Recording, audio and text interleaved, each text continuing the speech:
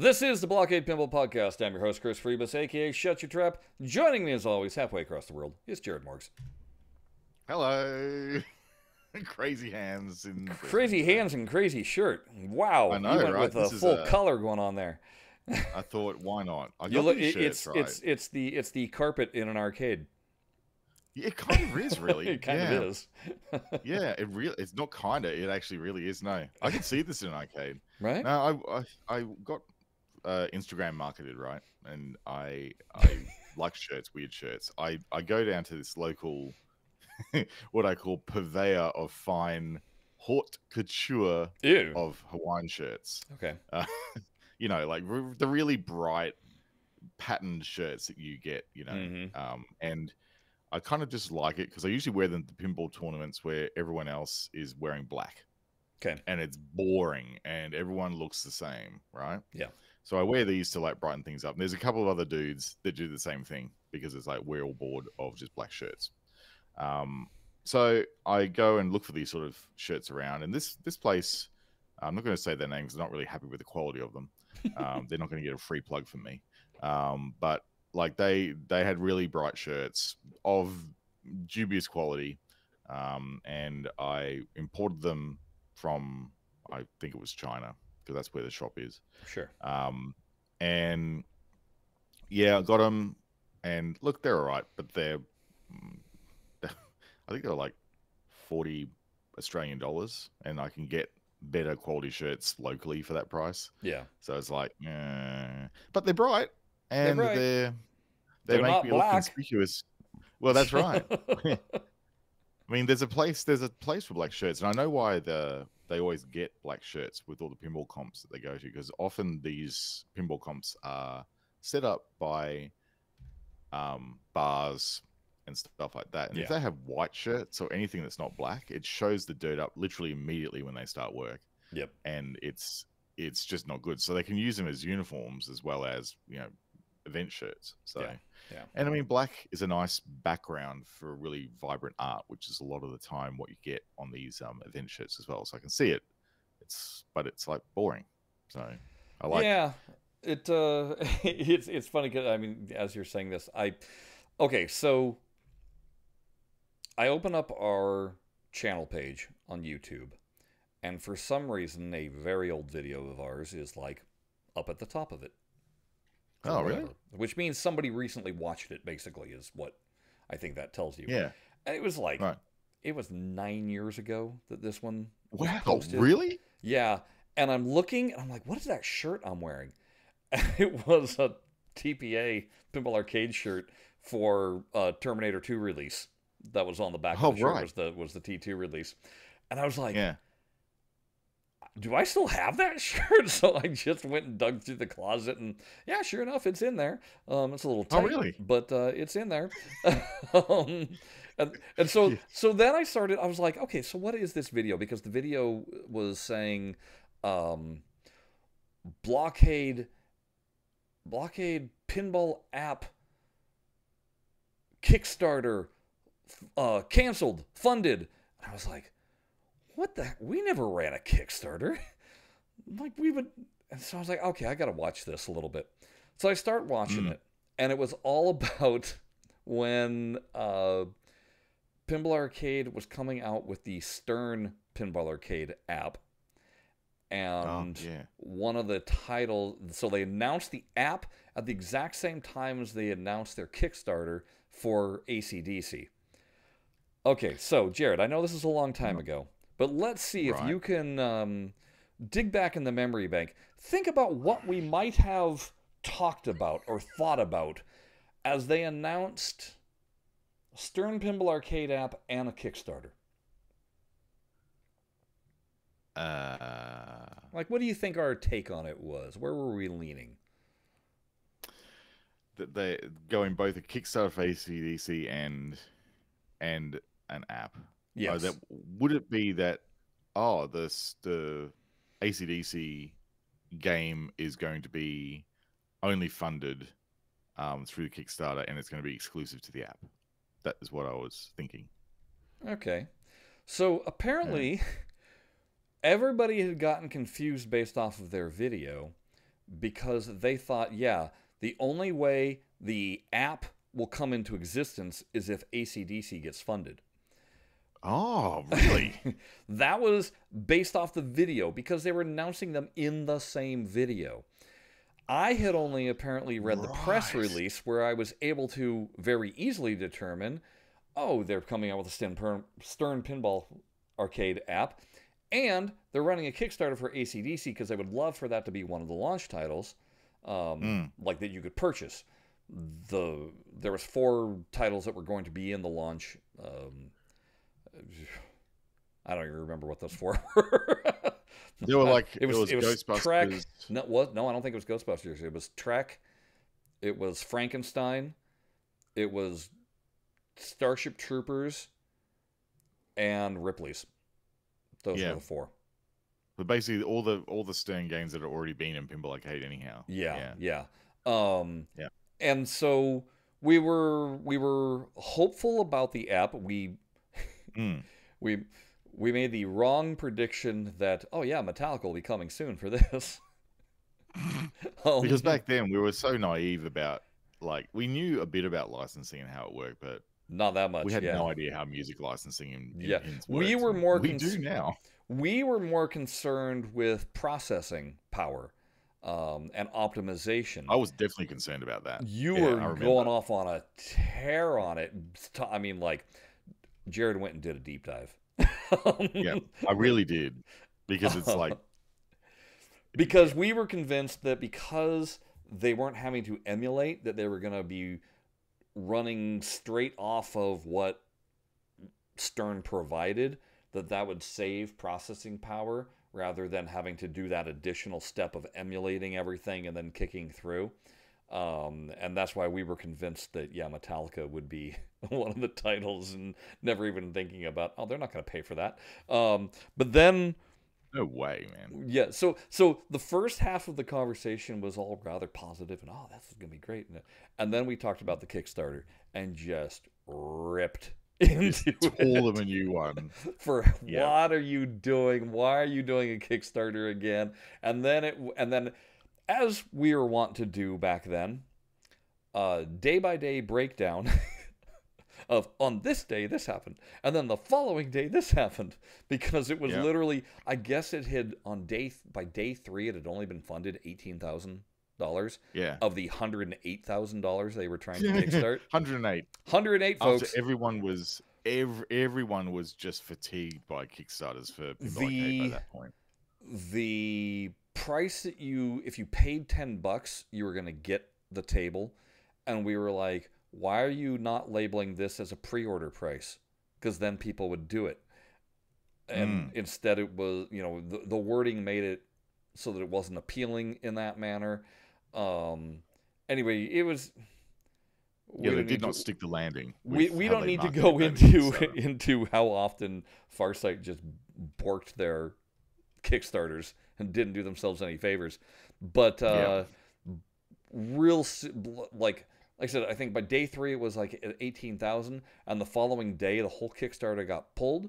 Every announcement about it from Twitter, from Stern, got pulled. All of a sudden you couldn't read a thing about it, and everybody all of a sudden started mad panicking. And then came the announcement that, a third party has fully funded the AC/DC. More information will come. To which we were like, ooh, what could that information be? And then we had no idea. We didn't know what it was. And then the result was that it was Oculus that had purchased it so that it would be exclusive to the Rift for just a little bit for the Stern Pinball Arcade VR app, which I completely forgot about. And I had texted a friend of mine who I was like, did I play that at your place on your Rift? And he was like, I have no memory of it. Now, to be fair, this friend has memory problems, so I didn't expect him to remember it. Right. It's neurological, so I mean, I can't blame him. But anyway, he wound up digging through notes and was like, holy crap, I actually did have that. And so then, because he owned it, he could still download it or still Oh, open really? except for it doesn't open on the MetaQuest store. He would have to, it would, if he had the Rift or whatever. I guess that was the thing. But anyway, and I completely forgot about this. That whole game was token based. You couldn't straight out buy anything. It was Really? tokens. Yeah. And and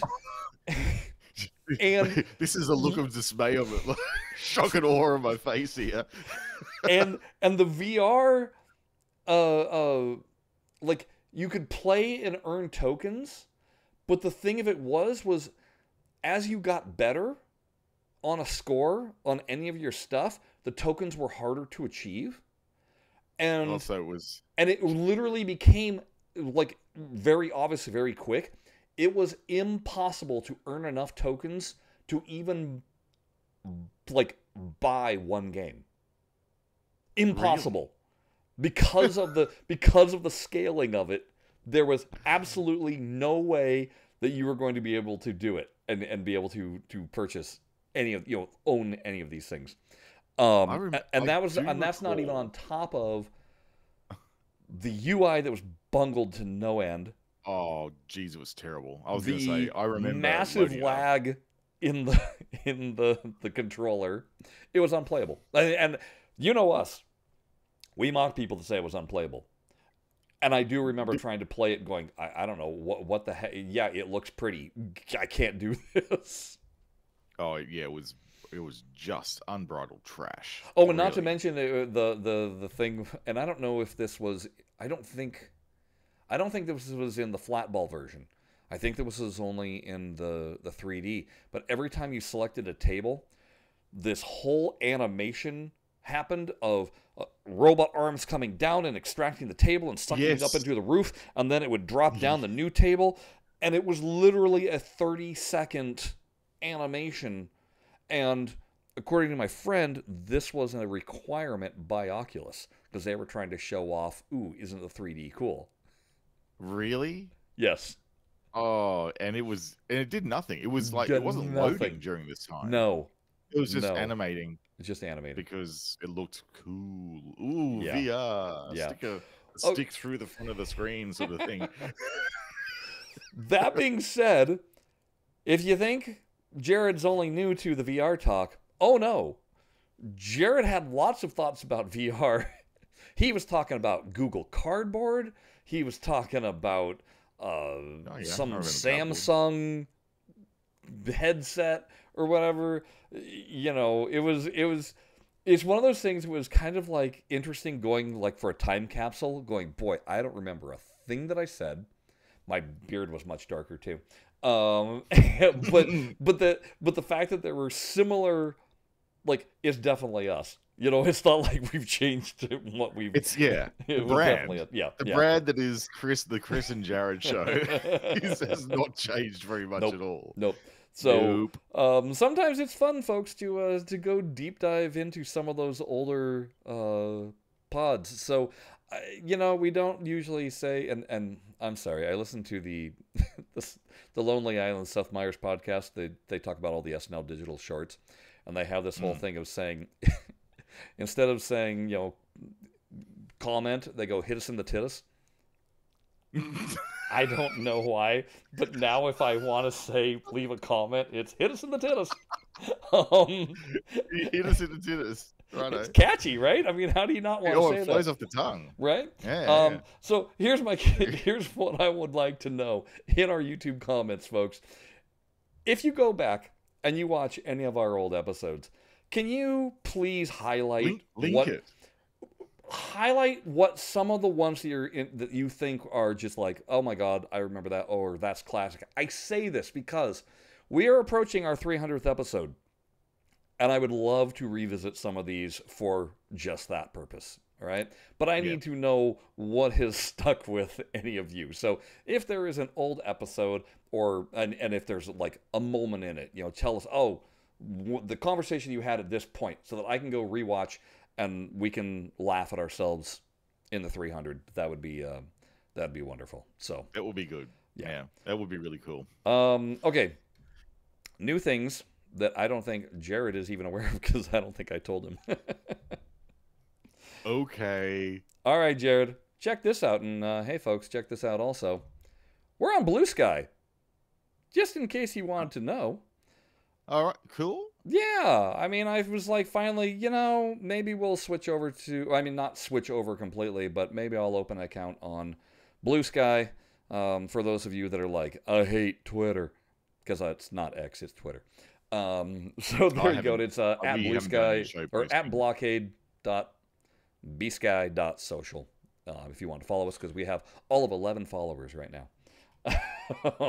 Yeah, cool. Well, I tell you what, it's I just silently quit on X as far as doing show posts because that place is a dumpster fire, and I'm pretty sure none of our original watchers or listeners would be using that service anymore because they're much smarter than that.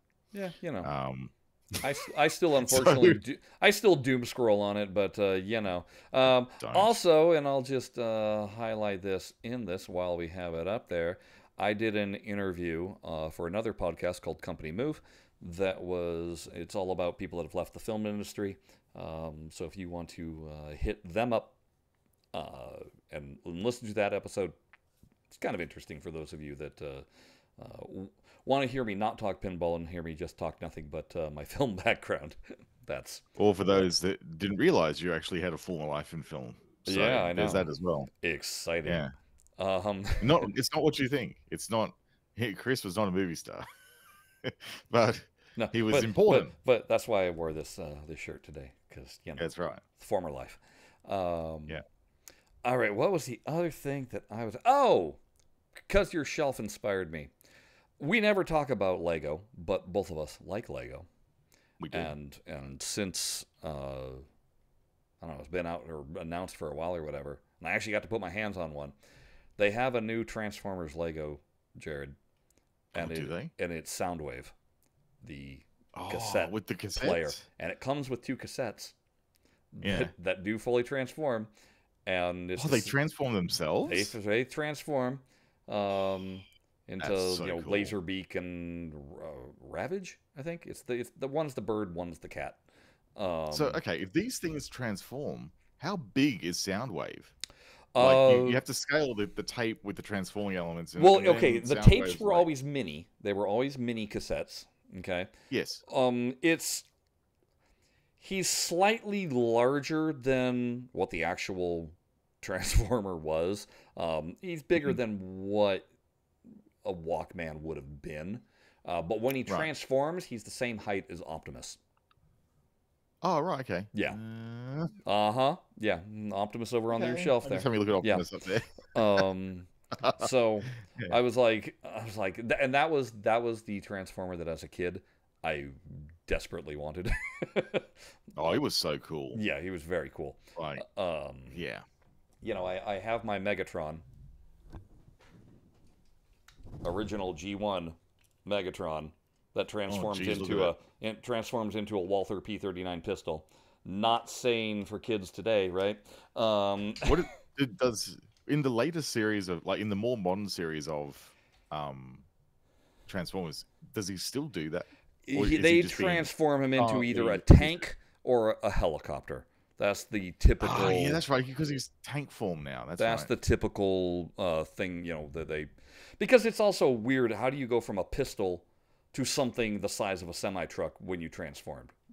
They never explained. Yeah, that's a bit They weird. never explained that one. Yeah. So I know in Transformers Animated he was a helicopter, and that made a whole lot of more sense. That helicopter form was sweet. Yeah, it looked really cool. And then also for those of us that are doing the whole video game console thing of Lego, so I've got the NES. I've got the Atari 2600. They also now have a Game Boy. And the Game Boy is 1-to-1 scale.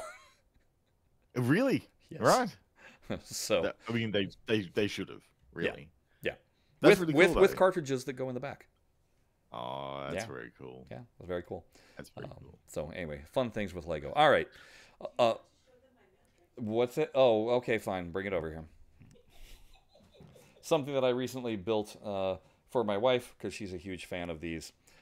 The Lego Mandrake Oh, that's from cool. Harry Potter. And Yeah. yes, it has legs. Oh, that's so cool.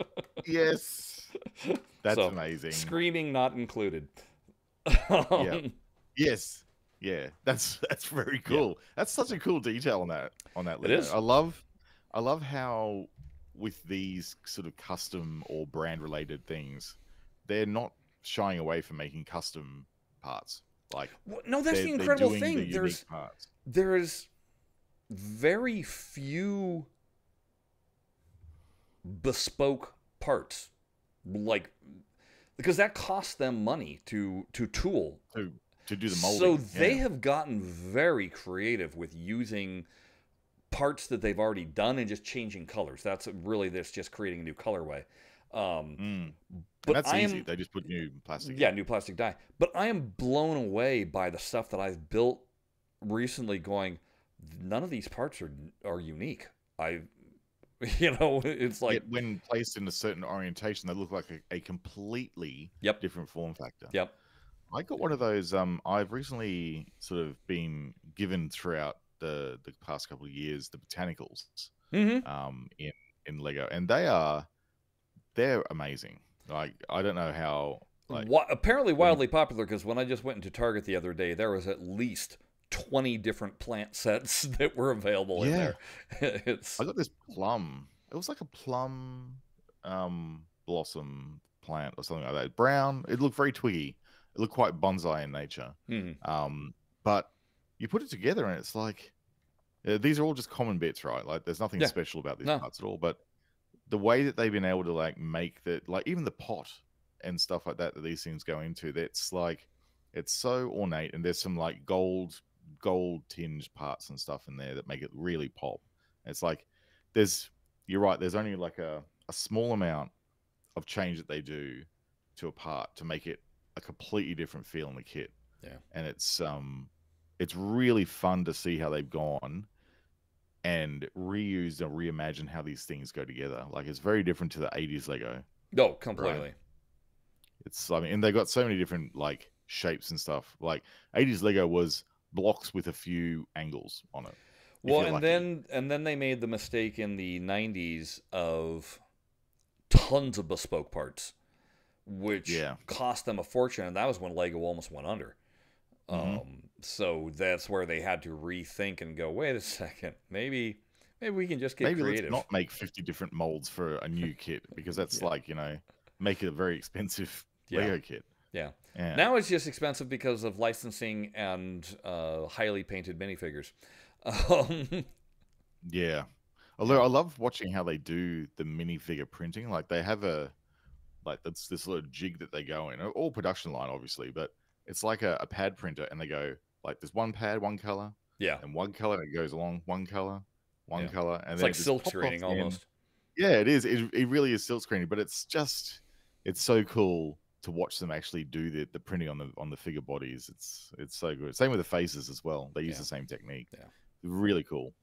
Whole lot better than the stickers I used to have to apply to all mine. All right. They still do that. I think they're horrible. Yeah, cheap and nasty, and they peel off. Let's dive into our main topic today.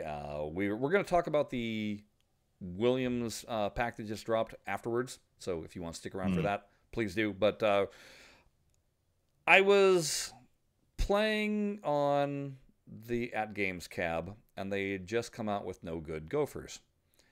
And I'm playing No Good Gophers, and I can't even get the replay score. What's the replay on it? On 14 million. That's it. Look, that's actually pretty high. But I mean, you got to have a good game to get that on that game. Considering you get that just for launching the ball in Attack from Mars. And change. But I'm sitting there playing it, and the thing is like, I love No Good Gophers. I think it's a really fun table. Of course, it's a Pat Lawler. Why am I not going to like it, right? Yeah. But as I'm playing it, I realize, my God, I suck at this. Like, I don't know how to boost the scores, where the good scores are. I know how to make multi-ball, but then in multi-ball, getting the jackpot is like, I can barely accomplish it. It's really It hard. it's It's a hard shot on that right ramp, on that oh, side ramp. yeah, on the side ramp. Yeah. It's got sucker shots all over. The captive Mm. ball is a center drain sucker shot. Wait, what was that? There we go. Um, the the jump ramp that gets you up to the plexi on the top is a sucker shot because if that thing rolls back, center drain. The right ramp, if you don't go all the way up, it's a center drain. It's Oh yeah, like it's the got center geometry on that drains table is everywhere. horrible. And Yeah. so I'm like, But I don't that's know. like how it plays in real life too. Mhm. I actually played one, and it is just danger everywhere. It Yeah, really is. yeah. Yeah. But it has that factor of you can't resist going for the shot. Oh, you want that. The You want the jump hole in ramp one. comes down, you want that hole in one, something fierce. You want it so bad. Yeah. It's just intoxicating when you get it. Yeah. The Gophers, That's what I want to do again. the Gophers pop up, you want to bash them. That Yeah. center, that captive ball is just right there. Why not? Boom. The I could just pop, hit that. yeah, You know. the pop bumpers are not even something that you can send the ball into naturally. The ball has to kind of like drop into them from the lock, From the upper trough. and then Yeah. it kicks it into it. It's just yeah, it's a weird layout and everything. But I was like, okay, maybe it's just maybe I'm rusty. Maybe I just haven't played it in a while. Yeah. I'm on that table for like a solid hour. Still have not hit the 14 million.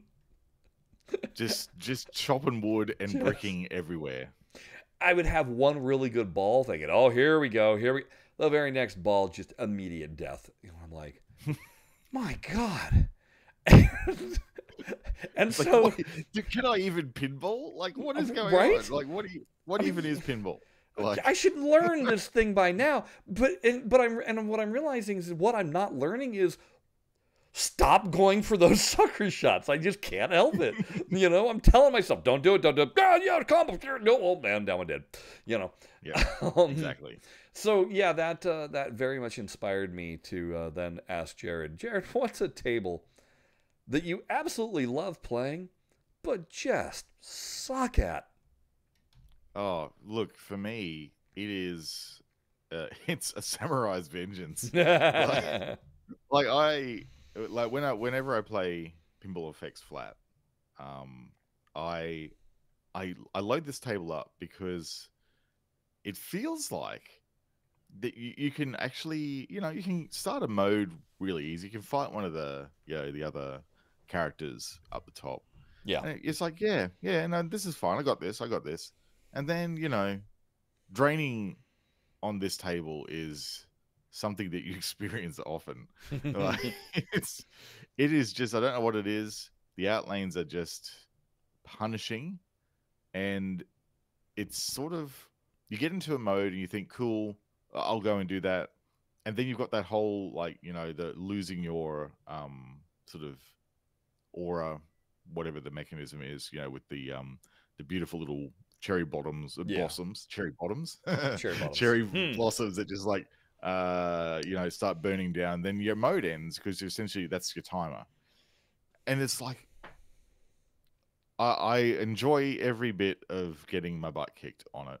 And I come back for more, and it's great. But I end up walking away going, what did I actually achieve there? Absolutely nothing. How often But do I you had fun actually doing it, I guess. How often do you actually finish a mode Oh, on there? I I don't think I I ever don't know have. how has I'm sure they have, because there's some very good players out there Yeah. in Pinball FX Flatland, but I have never experienced anything past the second character. Yeah. Like, did I pick? I may get through one of them, like Oni or something like that. Yeah, on pure luck. And then the other one where the flippers get reversed is like, okay, yeah, well, I'm just monkey flipping that one because like I can't change my brain on that. And it's just like everything is danger on it, but it's beautiful, and it's one of the most gorgeous tables. Like this, when they start bringing some of these Zen originals into VR, man, it's gonna be a feast. For the That eyes. is one Like, that's going to benefit for sure, just because of the angle. It's kind of like The Champion upper Pub. playfield. Well, no, I was just gonna say the upper play. No, but Champion Pub, how it's kind of got that angled ramp in the middle. Yeah, they look so This good. this also has kind of that thing. It does up the upper playfield. It's Yeah. going to really pop out. Boy, I can't wait for it to come. Like, Yeah. it will mean that I play it so much in VR if it comes to VR, because it's going to look beautiful, and I can just imagine what the environmental effects are going to be on that table. Like, it's going to have cherry blossoms falling around it, and it's going to have like It's gonna just have a full-on beautiful bonsai tree forest. with a ninja sleeping underneath it. Yeah, no, like that's what I hope. Like they could Yeah. do many things, all of which will be fantastic when that Yeah. game comes to VR. Honestly, I love it. Another game that popped up then for me that is the same thing where I really have a blast playing it, and my God, do I suck at it. Is Brother in Arms. Or Brothers in Arms. I agree with you there. That was actually on my list as well. I have. So good. I understand what I'm supposed to do. Mm. I think that's kind of a key component of these is I understand the rule. I understand how I'm supposed to complete the mode. I just can't complete the mode. And on that one, to this day, the most I've ever completed is 2 of the modes in a single game. I can't get, because I think there's 4 modes. I think. I'm not sure entirely. Do you know? Yeah, I'm not sure. Yeah, but I've never even come close to wizarding that thing. Like, No. just no. But I really enjoy shooting on it. I really enjoy the atmosphere of it. Other than the music could go. Yeah, That somber. the music is tiring, but I'm like, no, give me some more rousing. the missions you actually get the more rousing sort of mode based music, and I do like the sound design in that game is great. Like the weapons sound really, like all the machine gun fire and everything sounds really chunky, really big. Like it really immerses you in what is that sort of life under glass in that table that they're trying to go for there. Yeah, it's gritty. It's a really gritty table, and it's that whole stacked drop target mechanism to get into the lock hole and everything is really an interesting one as well. And the thing about I really like about that game is that game could be a real table. Absolutely. As well. Like they could make that mechanism with the drop targets work in real life and everything. So it could easily be a real table. So that's what I like about that one as well. It's a real, and yes, I suck at it as well. So. Do you have any others that popped to mind? What was, I was looking through the list. So, in the FX arena, I think probably, it's strangely enough, I think Vern's Mysterious Island. It's a weird. That's very bizarre. I can't get into it. It is like I read the rules on it. Yeah. And I sort of know what I'm going for, but I do find myself, if I've had a break from it, like I have now, because I've been playing flat for ages, I would need to go back and just sort of refresh my memory with the rules, because it's not an intuitive table to shoot. But it makes you feel like that you can do everything on there.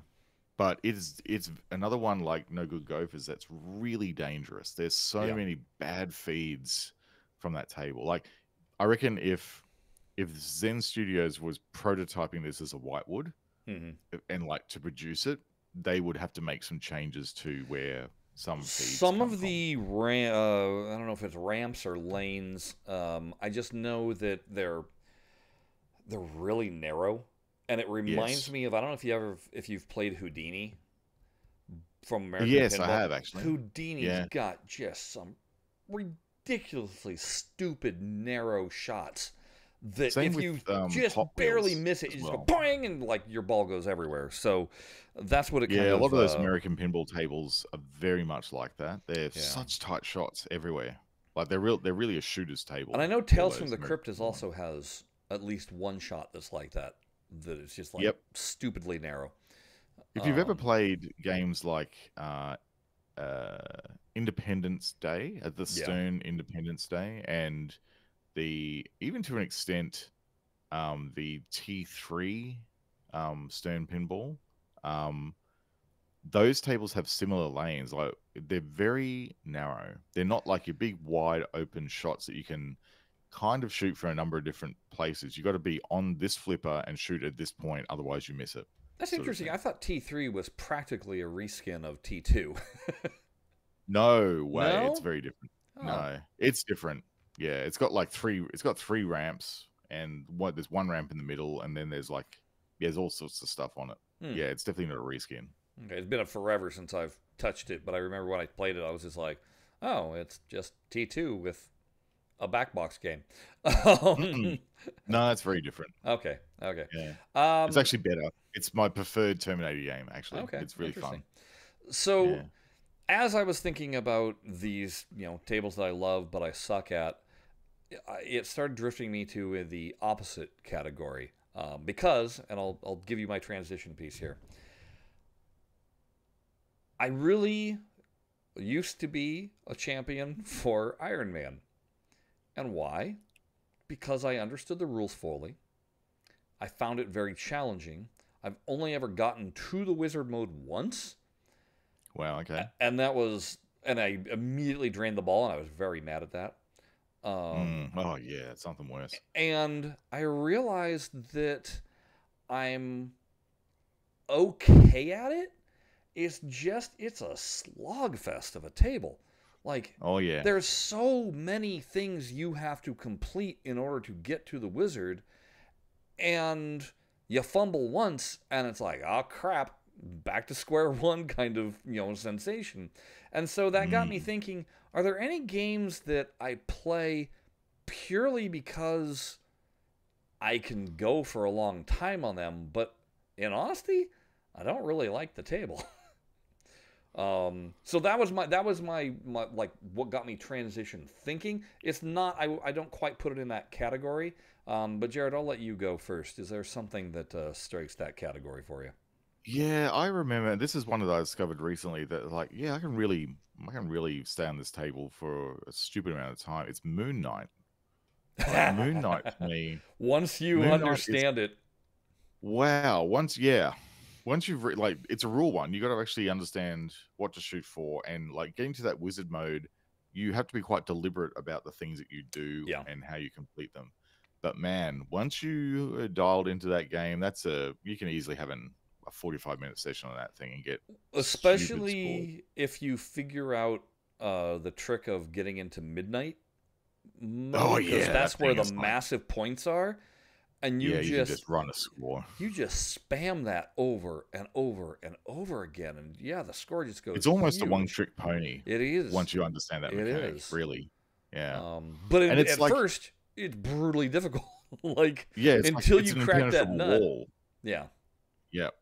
But the thing is, I love playing it because it is. I just love the aesthetic of it. It's got a really great aesthetic. Yeah. And the shots feel really nice on it. Yeah, I think, but it's just like it's a long player, and that's a big problem I have with a lot of the games, those older Zen games. They're there for a marathon session, and I don't really have the time and nor the patience, honestly, to actually sit there and just slog away at something. It just feels like a chore towards the end. And there's actually a point where I'm going to just let this 5th or 6th extra ball that I've earned drain because I'm just a bit over it, and I don't really care about the score anymore. Like it gets a bit tiresome, right? What about you? Some people might call it heresy to say this. Creature from the Black Lagoon. Yeah. I can rip on that thing. I know where the points are. I know how to get the points. But as I mentioned, the points are not in multi-ball. Back in TPA days. Because this was one of those tables, and that was a real grind fest back in TPA days, right? But those railroads were real. I was leaderboard chasing at that time, and so and I was purposely. That game would break, like certain scores would break the game. Yeah, and the problem was you would hit a certain score and you go, oh, if I die now, the game's broken. I have to reach the next score in order to save this. So it was a Oh, real really? yeah, because All once you right. got into the billions, it would real quickly uh you could score more than the game could process fast enough. And so if you were Right. on your third ball and you were in multi-ball and racking up the billion scores, if you drained during that, it would all of a sudden you would go from having 250 billion points down to 6 billion. Like it didn't know Wow. it couldn't turn over properly. Yeah, right. So The what ROM you just lost it. yeah, so what you honestly needed to do was you had to complete multi-ball without losing, or like you know, Without you lost getting your two of the last balls ball. but you still have the one ball, Yeah. and then you could play, and then you were fine. But if you lost all But if- three during multi-ball, boom, toast, gone. And the problem was by that point you'd been playing for 45, 50 minutes. Yeah. And it was a real control thriller kind of moment. Oh yeah, geez. Um, I'd be raging on that. That's really bad. But that was also when I learned that I could play that game with nothing but the right flipper.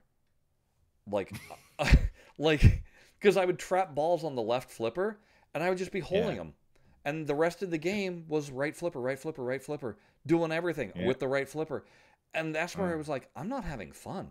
This is a one. Yeah, this is It's a one flipper game. it's yeah. But I kept on going back to it because I was good at it, and Yeah. so that And was points were easy to find. Yeah. Yeah. yeah. I knew how to exploit it. I knew how to just like go mad on it. Now again, that was TPA. It was How do you go with easy to pinball go effects mad in on that it. game? What's that? How do you find it in pinball effects in comparison? Uh, I've not been able to go mad on it in pinball effects. Part of it is so the main thing you need to do when you get into multi-ball, you need to get your multiplier up to 4 times because that'll magnify your jackpot 4 times, and then you need to kick the ball up into the pop bumpers a whole mess of times because that's what raises your jackpot level. Yes. And your first jackpot and super jackpot are like, whatever. Then you got to go through the whole thing again to super jackpot because then everything doubles, and then it doubles, Oh, wow. and then it doubles. So it's just exponentially just gets large. Right. So you've got to get that you have to complete the jackpot sequences Yes. like multiple times. You got to find the girl, then you got to rescue the girl, then you got to do the pop bumpers, then you got to get the super jackpot, and then rinse and repeat and keep your balls alive Yes. to keep doing that. Because every time you do it, you double your score. Yes. And so Yeah, suddenly, easier said than done. so Easier said than done. suddenly, just a regular jackpot was netting you 1 billion points, and then Oh, the wow, super okay. jackpot was netting you, well, because Right. you had 4 times on it, was netting you 4 billion, and then the very next time, suddenly it's netting you 16 billion. Like I said, it would just go crazy on the scores. Yeah. But part of the ease of that was vacuum ramps. Yeah, the ball would just go. You send that ball up straight and went through the whole thing. And And it was really lovely and powerful. It's like a full solenoid power shot every time. Yeah. Whereas if you ever play that thing in real life, it's not like that. no. And then the other thing was the bowl. You were always guaranteed 3 turns in the bowl. Yeah. So you could spell creature really fast. It was only kick it up 3 times, you spelled creature entirely. Whereas on pinball effects, it only gets you 2 spins. And I can say with quite certainty that is really how it plays on the game that we've got at Netherworld. It's 2, and if you're lucky. The other problem, and this is one of those things that I don't think Zen got correct. When the ball kicks out on the right side, you should be able to do a dead pass from the right flipper to the left. Yeah, absolutely. You cannot do that in Zen. It just falls short. Like if you do a dead pass, you can't catch it on the flipper. You have to actually flip it, and so it's just wrong. That is the secret to the game. Yes, it's the Like that, secret, and you can't use the secret in the game. So, it is like even if you so all the games at Netherworld, for example, have Titans on them, right? The hmm Titan rubbers, hmm very stiff silicon bands. I You like can even Titan do it rubbers. with Titan. Agreed. Yeah, you can even do it with Titans on, which are generally pretty dead, and Yeah. it will do it. And these games like the Netherworld games are set steep, right? hmm We often have snag ups with the ball getting to the top of the diverted ramp during multi-ball. Yeah. It just sticks up the top because it doesn't have the power to just get over the edge. Oh, okay. That's how steep it is. Yeah. So yeah, the dead bouncing in that game is 100% the exploit. From So if both you can't do sides it, too. You know, because it's a big loop. You need to be able to yeah, dead pass from both sides, and it's sketchy in Zen. It's not you got to really fight for it. it's not correct. Mm, yep, um, yep. so I mean, hooray for the challenge, I guess. Look, you got to play it as it lies, right? You do, you do. And it's it is, you just have to adapt your style, and Yeah. there's plenty of other things you can do in that table to get the ball over to the right flipper. So Do you have you know, do you have another one that strikes a yeah, I chord? do. Look, it's for me, this is going to be controversial, but it's Attack from Mars. Oh, Like I found the where the points are on that game, and mm-hmm. it's you basically just forget about standard multi-ball, and you just total annihilation forever. Oh, And the best thing you can do is set up your total annihilation so you can nail all 5 shots in sequence and get an instant billion. yes. Like, yes, that you do that, you're in total annihilation. You trap up and you just shoot the same shots over and over again that are safe. Like, send it up into the pop bumpers, send it up into the pop bumpers, get a nice safe feed out of the pop bumpers to your flipper, and then rinse repeat, and do that until you're bored enough that you lose concentration and you die, and then you just go and do that again. I will say, And and I know that you sent this in a note, that I agree. I would much rather play Medieval Madness, and they're yeah, practically Medieval the same Madness layout. they essentially are. Yeah. But Medieval Madness is the player's game. Like, Attack from Mars is the beauty of it is that you can do exactly that. Like, you can shoot it. It just feels great to shoot. And I'm definitely not saying it's a bad game. It's a fantastic game. Yeah. Honestly. But you can just stay on it forever if you know what to do. Yeah. And I guess you could say that about every game, right? Even the obscure Zen ones that, people hate. If you know what you're doing on it, you can run any table. But it's whether you enjoy it or not is the real factor. I think Attack from Mars, I enjoy dipping into it occasionally, but giving it Attack from Mars and Medieval Madness side by side, and it'll be Medieval Madness all day. I do have one more, and this was again because I was thinking about my time in Farsight and what was, because I went through the Zen list last night. I was looking through everything, going, well, I don't know. Like, Creature's the one that stood out, but then I was like, I know there's all these tables that haven't made it into Pinball Effects. And I was like, sure as hell I'm not putting Cactus Canyon on there because I love that thing to death and I can run that table too. Speaking of Attack from Mars and Medieval Madness, yeah, Cactus Canyon, it's the same thing. I man. still don't see it. I still don't see it. I see it, man. I played it. I know it's a mirror. I know it's the mirrored version of it, but I don't see it, and I love the theme, and I think it's a blast. And I really, really, really wish that Zen could find one in Europe so that we could get one in Pinball Effects. Man, I love it. I didn't spend enough time on it at BPAC because I had the remake there, and man, I was just gasping to get on it because I was just loving it. And it's great. It's just so flowy and so great. Table, so much fun and great call-outs. They've got to find one in Budapest, man. Yeah, they've got to find one. It's great. So anyway, it got me thinking about the things that are in Pinball Arcade, and it's Scared Stiff.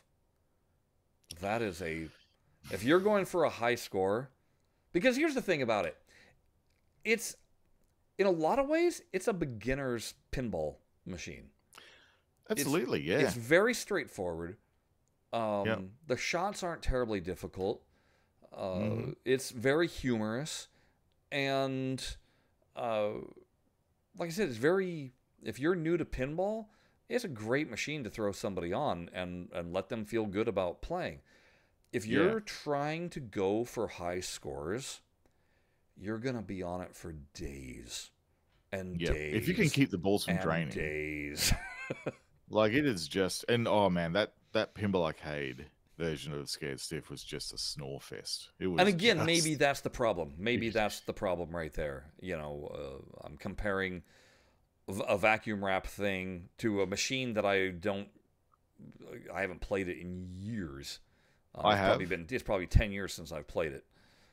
Played it at Netherworld during I think they had it last time at during Spooky Month. So was it more fun live? Oh yeah, it's a different game. Okay. Completely. Like yeah, there's some risk to it for sure. Yeah. And you can't just like sit there and vacuum ramp it all day, because it's like, yeah, those ramps are another ones where they're perfectly aligned to screw you up if you don't get a clean shot. Okay. And you know, the things like the pop bumpers we got to get the Monsters Lab, like they don't really, your ball doesn't stay up in those nearly as much as it did on Pinball Arcade. Like you could pretty much stick the ball up in there and it'll rattle around and get your Monsters Lab in one shot. You know, but have you played Stern's version? Yeah, Elvira's House of Horrors is great. Is it? Like I've never seen it. It's a fun take on it. It's very the modes are where it's all at, obviously, and like Elvira's done a lot of bespoke video for it and stuff like that. It's a great theme integration. Like Cassandra's done the money on this one. Like it's great. Oh. It's that's one of those that I've been curious about just to see, because it's just kind of rare that somebody has had 3 tables made about them. It's like, dang. Yeah. You know? Yeah. Kind of crazy. Oh, yeah, it's great. Love it. So, all right. Anyway, there you go. What are your thoughts? Again, hit us in the titties. The other one for me. With what are yours? Yeah, you got one more to add? Yeah, look, I got one as well. Okay. And I think this will probably resonate with people fairly well. And that's the Machine Brighter Pinbot. Like, yeah, it's a one-trick pony. It's just, and you can get a colossal score on it. Like if you get, the billion shot a couple of times, it's like the first time it's, oh, well, this is amazing. And then the second and subsequent times are going, okay, well, let's keep going then, I guess. Yeah, but okay. This will seg nicely into our next section, though. Because I'd still rather play Brighter Pinbot than Pinbot. Yeah. So let's roll that into Pinbot is one of the new tables in Table Pack that dropped. So it's Pinbot, Taxi, and oh boy, Whodunit. Yeah, I'm so not a fan of Whodunit. It's not that I think it's a terrible table. It does nothing for me. I'm just like, it's there. It's about the same level of excitement as Noir, right? Because it is, which is fitting. It's essentially, I'm sure that they derive some sort of theme ideas from like gumshoe sort of stuff with Noir. Yeah. Well, like I was playing it last night on the Ad Games cab. Oh yeah. And all of a sudden, I just found myself just racking up a score, and without me having any clue what I was doing. It was like, phone rings, you go hit the phone. Oh, shoot around. Okay, whatever. Hey, roulette, sure, bet it. It just, like, I didn't know what I was doing, and yet I was racking up a score and getting extra balls and like I wasn't getting punched at all. And I was just like, I don't like that. I don't like a table that I can do a monster score on and still have no clue what I'm doing. That's, because then, God, what happens when I figure out what I'm doing? Yeah, you will be there for a while. Yeah. Should we put up video while we're talking about this, Jared? Yeah, let's have a chat of stuff while we're watching the video. Okay. So, well, this is in VR, obviously. So. Oh yeah, it came. Okay, first off, kudos to Zen for. Hey, Jared, remember when we said that was quiet? Yeah, it's not quiet anymore. Yeah, I can fix that. Okay. Right down like that. All right, let's try it now. That's better. Better. There we go. Yeah. So I really love that, like this whole like tunnel freeway thing. It's very humorous the way they've done this. Yeah. Like when you drain the ball, the taxi, like there's a rival taxi that comes in behind, and then the front taxi that pushes them off the side of the road. By the way, Jared, okay, well, next time we see it, the back glass, that's the actual back glass. Yeah, Okay. it is. Guess what? For at games, no Gorby, no Lola. What? I know. I don't know. Did they take them off? They're off, and they compressed. They brought Santa and Dracula, made them larger, brought them over closer. I don't know why. I'm very curious because I'm like, clearly Zen was able to put it in here. Why couldn't they put it? I don't understand. I don't either. That's so bizarre. Just a strange question that I'm sure we can maybe we might know somebody that could give us the answer. Yeah, maybe. But yeah. What I was going to say was pretty... props to Zen, though, for dropping this on all platforms again, day and date. That was... Except for Switch, obviously. Except for Switch, Nintendo sucks. Yeah. As far as their release schedules go. Yeah. The one thing I find in VR with this table, and this is in, like, classic physics mode, this isn't pro. Oh, no, this is, like, sorry, this is a mode, this is distance mode that I'm playing at the moment. The ball feels just so lifeless in it. It's just so floaty. And I don't know, maybe I'm just toughened up by Netherworld and I expect fast games, but look how floaty it is. It's like just dribbling remember, down. this is not a steep game. This is a 5% rake game. Yeah, and that's maybe my problem. Because I know when I've played this in the arcade, I'm always just kind of like, whatever. It doesn't excite me at all. I've never been a fan of Taxi. The real game is Diner. Let's be real. Yeah, folks. yeah, absolutely. Yeah, that's the only game with the bowl that you need. It's Diner. Yeah. This, and I think we were discussing on Pinball Effects why we don't think Diner's in here, and I think it's just that little bit more racist. Just a little bit more. Just a little bit more racist, and therefore it hasn't passed the. Can this be done today and not offend? Or it's we got to get the original out of the way, and before, because if they put Diner out first, everybody's like, what? What happened to Taxi? So yeah, exactly. Taxi's obvious. Yeah. It's because I mean, Taxi. It's almost like Taxi is taking people to Diner so they can eat, and everyone's a little bit racist in both of them. Like it's. I mean, this is like, I say it, but it's like. This is how it was back then, right? Right. Now, and I'm cautious about going. Should a game be in because it's got like some questionable stuff. But we saw it with all the like the Disney stuff where they had to put that disclaimer at the beginning of things, right? I mean, saying, this was how it was back then, and it's like a reflection of the snapshot in time, and it's not right, but whatever, like. Yeah, I mean, just look at the art for Future Spa, and that says all you need to know. Future Spa is wild. If you we have this chat that it's called Sexy Ass Pinball Machines, right? And we take all the art whenever we see a pinball machine, usually an 80s one that has scantily clad people in it. We take photos of the art and post it in this message thread. Absolutely. And Future Spa features regularly chat. But getting back to this thing, like this is the big trick I found if you're having trouble in VR getting the bowl plunge right. You hold your plunge button so it pulls it back fully, then you just let it go back slowly and plunge it right at the very end of the plunger, really, and you'll pretty much get your spot passenger if you want that, and then about halfway if you want to get your full 100,000 points there. So it's a bit hard to dial in, but I found that's the most reliable way of doing it if you're having trouble with it. So give it a go. The funny thing is I realized who cares about the 100,000 points? It's actually about the spot. The spot passenger. Spot passenger, and that's hard to hit. Yeah, you got to dial it in, but once you've found it, you'll just keep finding it. Okay. So, yeah, experiment with that pull back and let go technique with the plunger, and you'll really find it easy to find. I'm going through my photos right now, trying to find. I have a particular picture from a pinball machine that it just cracked me up. So I had to take a picture that will go exactly into the. Yeah, that was a different time. Yeah, right.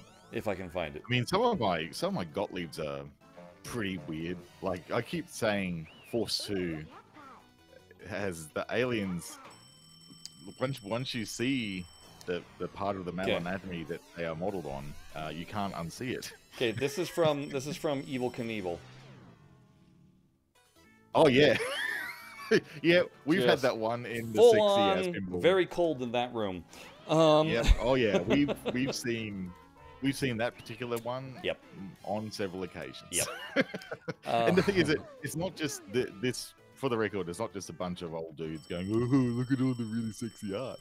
No, there's women folk and everything in this chat. We're all Again, looking for it. Future Spa has a dude just jacked beyond what's humanly possible with the full-on Tom Selleck mustache. Yep, and there's a dude on that back glass that's absolutely having the best possible time with he's full tilting on a pinball machine. He really is full tilting all the way in there. It's a wild thing. All right, Anyhow, I'm gonna point out with Taxi and also with Pinbot on the At Games cab, freaking gorgeous. I don't know, like, for everybody that was like, when are we gonna get a 4K version? I know they're still not in 4K. But boy, is it good. Holy crap, things are just crisp. The insert jewels are lit and rendered phenomenally. The text on the apron card is actually legible. Right. I don't know if it's because these are very simple tables with not a lot going on, and so they were able to do so much more with them. But yeah, I think they're some of the best looking ones that they did. There's old Pinbot. Until I've actually seen the 3D model of Pinbot, I really didn't realize what was going on with him. The way that they've realized the Pinbot character in 3D here is really nicely done. So hat tip to your Zen for that. It looks great. Now I notice. Okay, you've got the visual enhancements going on. I do, yeah. Do you know that there's a difference between them in this versus Pinball Effects? I do not. In Pinball Effects, you've got the red side, blue side flippers. Oh, really? Yep. And we don't have that in VR. We don't have them here. Yeah. Interesting. Was kind of interesting. That would actually be pretty cool, though. Red side, blue side flippers. Yeah. So left side is blue and right side is red. Yeah. And it's the bats themselves are. Yeah. The colored also. I wonder why they didn't do that here. I don't know. There's not a lot going on this table. No. So they could easily do it. And this is another one, again, the same sort of era as Taxi, where it's a float fest. It's just so floaty. And I think your point is correct in that this is how they were set. This is of the era, because Pinbot is what, 1980? This is the same era as 85? High Speed. Yeah, it's High Speed. And strangely enough, I played a High Speed and it wasn't as floaty as this. So I'm calling it. Am I right? Do you think 85 is that about correct, or maybe is it more like 87? Oh, I'm not sure. But Space Shuttle uses the same Williams system. Well, that's what, because Space Shuttle that's definitely 84, and as we've talked about in one of our old podcasts, it's what saved Williams. Yeah. But these plastic ramps in the back are very Space Shuttle. Oh yeah, they are very Space Shuttle. Yeah. Just that solid, colored, bland. Blech. Interestingly, I decided to fire up FX Flat the other day for lols, and I wanted to try these tables because I was questioning the floatiness of them. I was going, okay, how do they actually play in flat? And when it hits that the center post, it just rockets back up the playfield so unnaturally. It's really weird. it's wrong. It's very wrong. It's like it's almost like a flipper in its power, Wow. where it shouldn't be like that. But overall, though, I think it's actually less floaty in FX, to be honest. And I'm just wondering, in this pack, what they've done is they've brought in a new ball reflection in VR, and it's not a true like reflection where the image changes based on where the ball is on the playfield like it does in FX, because that's too much processing. But they were talking about the cube map and the way they've done it. It has like a superimposed image of the playfield underneath it. And I just wonder if the slowdown in it is because of the way it's trying to process the ball texture, and it's a little bit slower in VR because of that. And I brought that up in the thread on the FX VR Discord, and it's yet to be determined, but I suspect it might have something to do with it. Anyhow, Yeah. I could be completely wrong as well. Yeah. It's happened before. Anyway, that's Pinbot. Let's scum through and go to Who Done It. Yeah, where is it here? Yeah, about here. There you go. Yeah.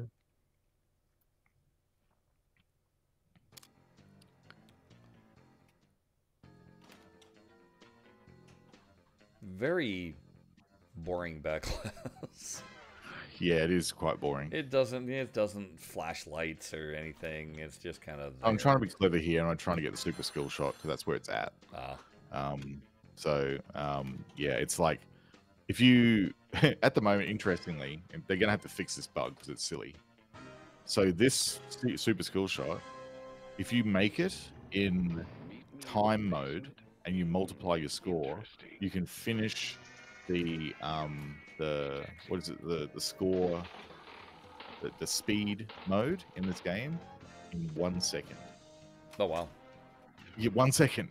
So I think I'm probably not there anymore, but I cracked this and I shared it in the chat. It's like, yeah, you can basically get that score in pretty much 1.5 seconds if you do multiply and everything. Poor Balti was going like, oh, whoops, we should probably change that.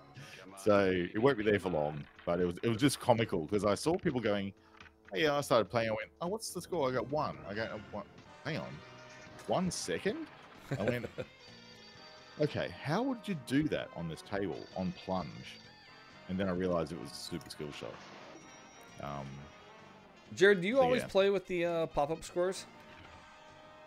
I do, and I'll tell you why. When you're learning how the ROM credits your scores, at what point it credits your scores, it's very valuable for when you're playing the mode where you can do score doubler. Yeah. Because if you know when it credits it, you can just basically tap the button just when you know the ROM's going to give you the points, and then you're not burning up your score doubler unnecessarily as you wait for the animation to finish. So you can turn it off after a while once you get used to the game, but if you haven't come back for it for a while, turn your score markers on, because you'll go, oh yeah, like for example, during the roof multi-ball, when you're shooting the shots, the most valuable shot in roof multi-ball is the phone, because as it's making its way down the trough, every switch hit for some reason is giving you a jackpot on its way down to the hole. And the only way you're finding that out, apart from the audio stings and stuff, if you're listening to it, you're noticing that it's going like jackpot, jackpot, jackpot, jackpot as it's going down. And the scores are following the ball as it's going down the trap. So it's like, okay, well, that's the only shot we do then. You just keep shooting that with your score multiplier on, and you're getting like billions. Okay. Like really easily. So, I mean, it's not a secret. If anyone is struggling with the modes, that's how all the top leaderboard players get their scores. And I remember sharing this insight on FX, and people go, oh, I was like, that was the reason why I was like so high on the leaderboards and blah, blah, blah. It's like, yeah, well, pinball's about sharing information, and it's about making sure people have fun doing the thing that they're doing. And if you can share a tip about something to make someone's life better with pinball, then you share the tip, because that's my philosophy anyhow. And that's literally the way you get roof. You give the usual free nudge, and then you just nail it down there. Now watch this. 2, You know, you watch it when I'm shooting the phone, Okay. and I'll turn on score multiplier now. 1, 2, and then there's like I think 1, 2, 3 on the way down. So look at that. It's just a ton of points for your all of a sudden pop up. Yeah, so that's just like 4, you know. So I think what happens is when they're in a multi-ball, the points are split equally between all the balls that are on the playfield. Okay. So he goes 242. So I'm doubling the score at the moment for like the maximum, which is 100 million. So I'm doubling it for 200 million plus extra as it's hitting the other shots as well. So it's adding on the shot score. And there you go. So I've just managed to get like what 2 million points or something in the 2 billion points in a spot of like 30 seconds or so. So this is why this game is silly, because and even without the score doubler on, like you'll see that like halfway through this game, like it's only 2 minutes. So I go ahead now and take a punt, right, on the roulette. Because I thought, why not? Let's have a spin and see how we go. And well, you know, it's I'm still trying to work it out, like how there is a formula. There's a pattern that it goes in, certainly in Pro, where it's like I think black red or something like that. And you've got to. So yeah, here we go. I'm going to gamble this. What was my? Oh no, it's not this one. Anyhow, it's probably like soon. Anyhow, so yeah, I'm the pattern at which you can get the roulette win is predetermined, but you've got to actually lose so that you can win. There's a way you actually have to do it. So yeah, if you're chasing roulettes, and I mean, in some of the modes, there's a couple of guys that we're doing the pro leaderboards with that are sharing some. Oh, here we go. So let's have 1.8 sounds nice. Let's see if I can get that back. Come on, red. Let's do it. Come on, red. Black. Oh, it's black. Now I've gone from 2 billion to 473. Man. Yeah, but just you go. Oh, okay. Well, most people would just go, whatever. That's hot trash. I'm going to start another game, right? Because like, how are you going to recover? Yeah. From that many points lost. But there's something about this game that you just go, oh, well, you know, should I really bother like worrying about it too much? Because you'll get them back. Because it's such a ridiculously high scoring game that it can be feast and famine. You know, it doesn't really matter because you'll get them back if you just keep chipping away. It's like it goes into rubber banding mode on the table. Does that feature make it not a good tournament table? Oh yeah, it's terrible. Okay, that's what I figured. Yeah. All right, so I got 58 seconds left, right? And I know that it's Trixie here because like they do actually. The first one's always Tony, and then I think the second one's always Trixie. Like it's just hard coded. So do the little nudge, let it pop out, do the little nudge, shoot the lane, trap up and shoot. It always doesn't bounce very nice there, but yeet, go get in there. There's your 75, and I don't have any more score multiplier left here. But watch what happens in 47 seconds. Because if you think that losing 2 billion points is something that's a problem, I'm going to show you that it's not. So 300. Did you see 324 million pop up then? And 250, 129, 129. Yeah. So the more switches, so if you're getting multiple jackpots, it adds score to every jackpot you get, and it sort of multiplies in a weird way. So there you go, 128, 128, 128. So, you know, it's saying 75 up in there. Look, 2.7 billion from like basically nothing. 2.9. 3 point something, 3.1 with 8 seconds left. So okay, remind me to not play against you on this table. 3 billion. 3.6. So, you know, Don't worry about it too much. Jeez. Right? So that it's silly. It's the Oh my game God. is just a really unbalanced score fest, and it's fun to play, but then like you get scoring like that, and I don't understand it. Yeah. Like nothing makes sense. So there you go. Uh, There's the 3 tables. with circling back around, just because of after watching you play in VR there, I cannot wait for No Good Gophers to come to VR. Oh, all those old Blooms tables. Well, but that Bring one them, bring them, yeah. specifically has never quite captured in flatball because of that clear plexi ramp that you're hitting on. And right now, the way looks so Zen weird. has it, they've kind of got it scratched up so Yeah. that you can identify it. See it? But Yeah. in VR, they're not going to have to do that. And Oh, it's gonna look so good, It's and gonna it look needs amazing. to be 3D. It's It got so does. much shape to it. Like it's just full of angles and textures and stuff like that. yeah. Oh, it's gonna look so good. I think it's gonna be a bit of a performance hog, though. Not gonna lie. There's a lot of transparent plastic on that playfield. That's gonna performance. Real quick, just because things did update in the VR sphere with this table pack, Yeah. you can now actually change up your room, the tables that appear. Yeah, So you can't can load. restructure your room. Yeah, so there, I mean, there's still going to be 3 tables in this section and 3 tables in this section, but now you could actually put all the Williams tables that you want of a particular ilk in one section. Yes. Unfortunately, you still can't mix Zen Originals with Williams, which is kind of like, No, oh, you man. gotta keep with the brand. Because I would love to put Lara Croft next to Indy. That would just be so That'd be appropriate. slick, yeah. And I would totally put Whodunit next to Noir. Absolutely. Yep. So the mystery corner. It'd be the mystery great. corner, right? But it is a nice touch because you can don't know which one also I'd play, though. change up, therefore, what statues are available in that room because they're tied to what tables that you put together. Yeah, true. Yeah. So it's a nice little additional touch, for that.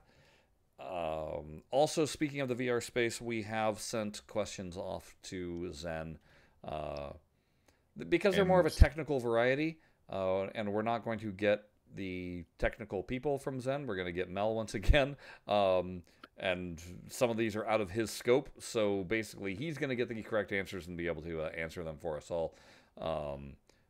But there's definitely some things that we're dying to know regarding the layout and how much of a performance hog that winds up being. And I'm very curious to know, is that staircase to nowhere eventually going to go to a second floor? Because that would technically help save the performance hog aspect of things. Well, yeah, it's look, there's actually active discussion happening right now over in the FX Discord. I opened up with Fred, or someone opened up with Fred, which I've been actively participating in. And the one of the users on there, Hard Rock, who's actually the QA guy that's working on this, is really being open about performance with the game. And it's mostly because, and this is a byproduct of it, but the apps like Quest Game Optimizer and the other one, which I can't recall the name of, help me out in the comments chat. Those ones that allow you to tweak settings is really making their job hard. To try and like performance tuning, because they don't know. Obviously, if you have a baseline game, you can control the settings. Yeah. You have some agency over performance tuning, but one of the interesting things they've said is that every time they add new room and new games, they have to trade off.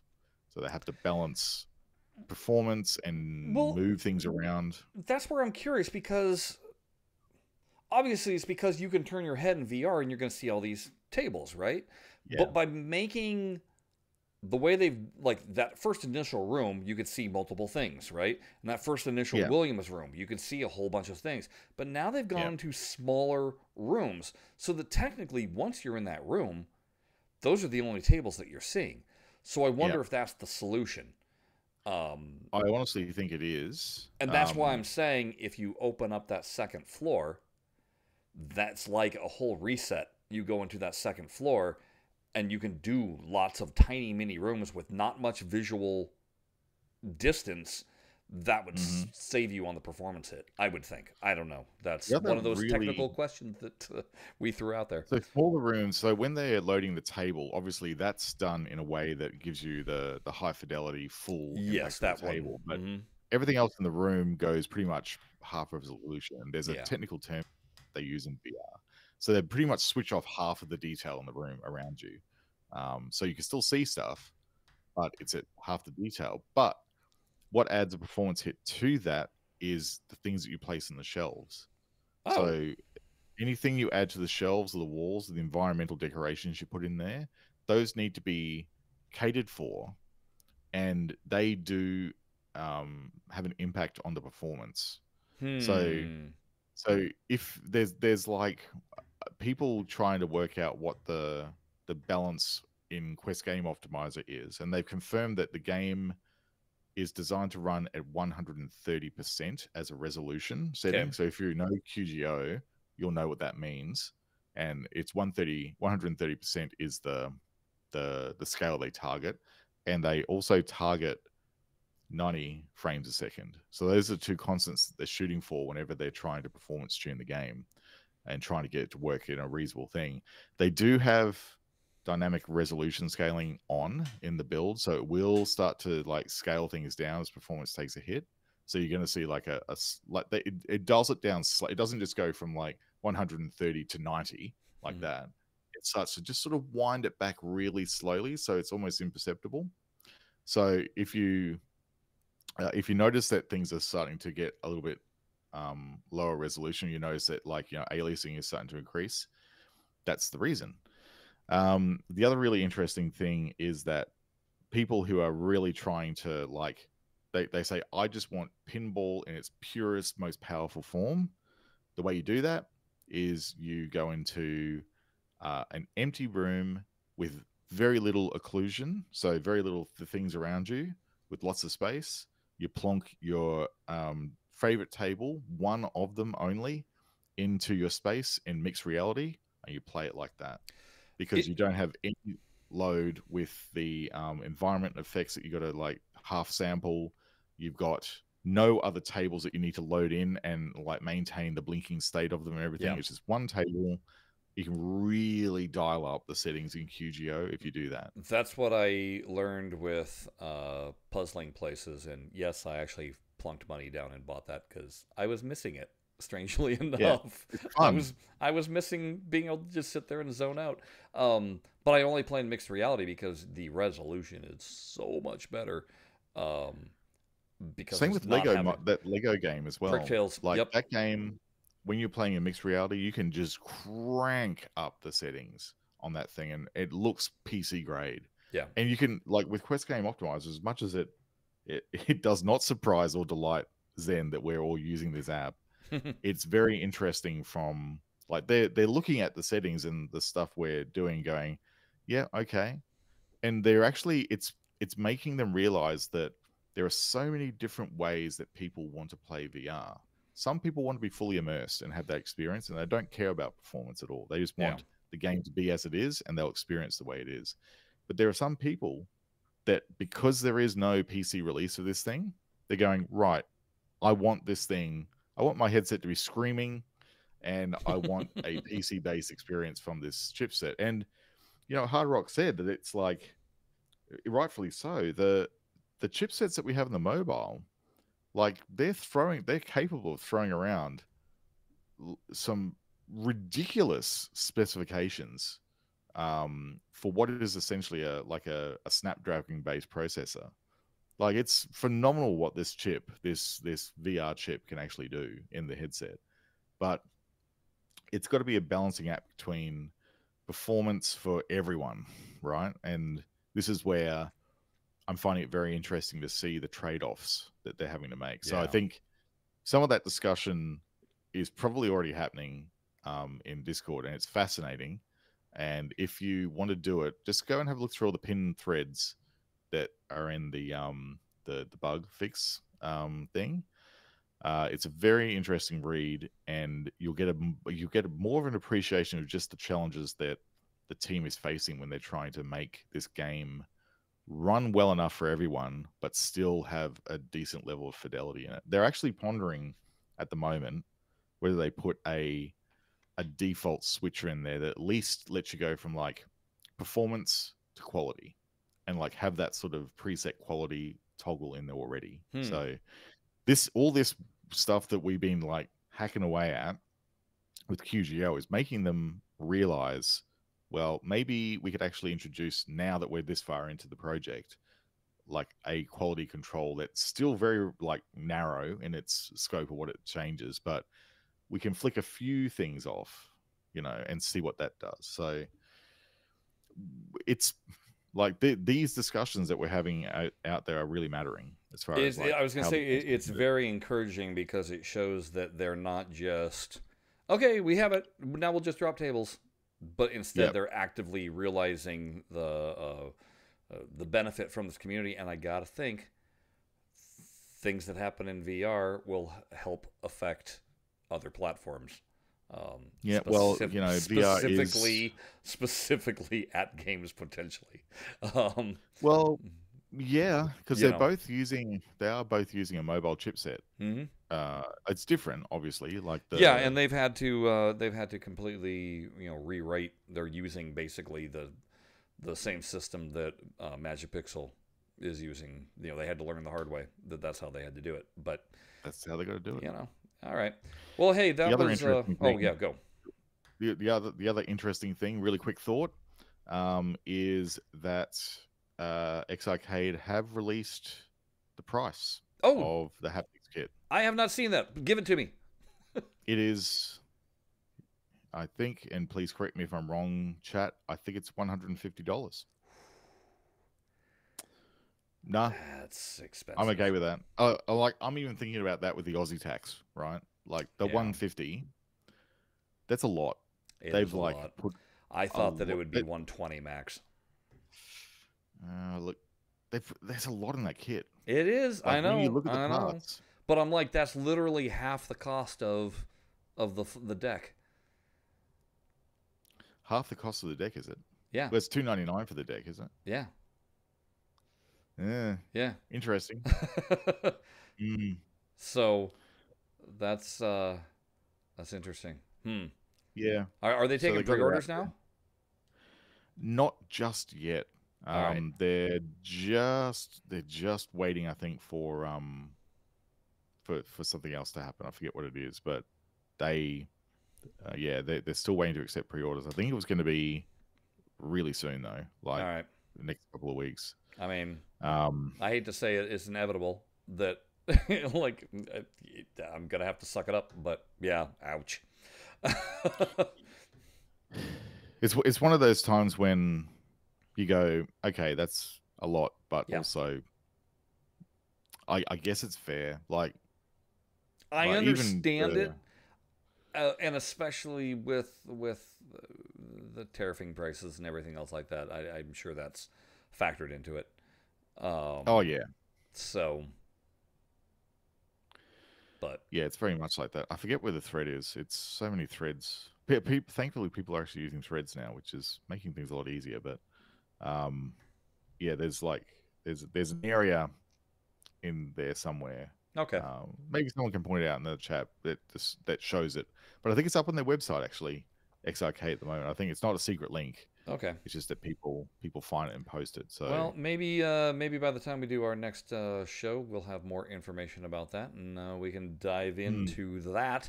Get you all prepared for that. I'm definitely gonna have to have a think about